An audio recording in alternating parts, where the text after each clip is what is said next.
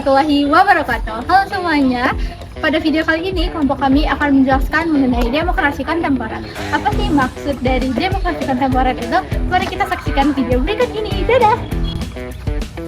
Demokrasi kontemporer di Indonesia dapat diartikan sebagai bentuk pemerintahan yang dimana kedaulatan berada di tangan rakyat yang diwujudkan melalui mekanisme pemilu yang kompetitif, multipartai, dan juga periode.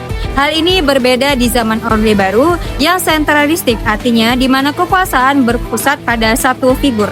Nah, di era kontemporer saat ini menekan pada demokrasi elektoral sebagai bentuk supremasi hukum dan juga kebebasan sipil.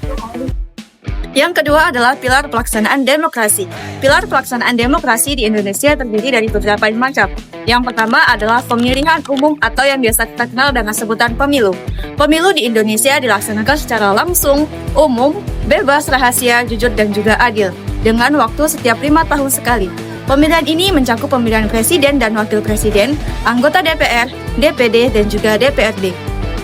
Yang kedua adalah partai politik. Partai politik merupakan jembatan antara rakyat dan juga negara, yang artinya partai politik di sini berperan penting dalam menyalurkan aspirasi rakyat di Indonesia. Selanjutnya ada lembaga negara. Pelaksanaan demokrasi diawasi oleh lembaga independen seperti Komisi Pemilihan Umum atau KPU sebagai penyelenggara, Badan Pengawas Pemilihan Umum atau Bawaslu yang mengawal, serta Dewan Kehormatan Penyelenggaraan Pemilu atau DKPP yang menjaga etika. Dan yang terakhir ada masyarakat sipil dan media. Nah, dalam hal ini, organisasi masyarakat sipil atau CSO dan media massa memainkan peran vital sebagai pengawas. Mereka mengkritik kebijakan, menyuarakan isu-isu publik, dan memastikan transparansi. Yang ketiga, tantangan demokrasi kontemporer. Dalam menerapkan demokrasi kontemporer di Indonesia, terdapat beberapa tantangan yang dihadapi oleh negara ini. Antara lain, yang pertama, politik uang dan oligarki.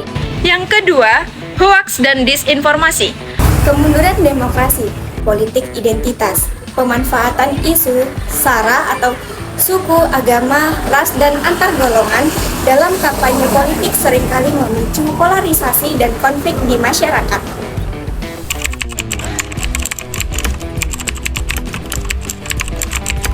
Upaya untuk memperkuat lembaga peradilan dan anti korupsi seperti Komisi Pemberantasan Korupsi atau yang disebut dengan KPK menjadi peluang untuk menciptakan pemerintahan yang bersih dan akuntabel.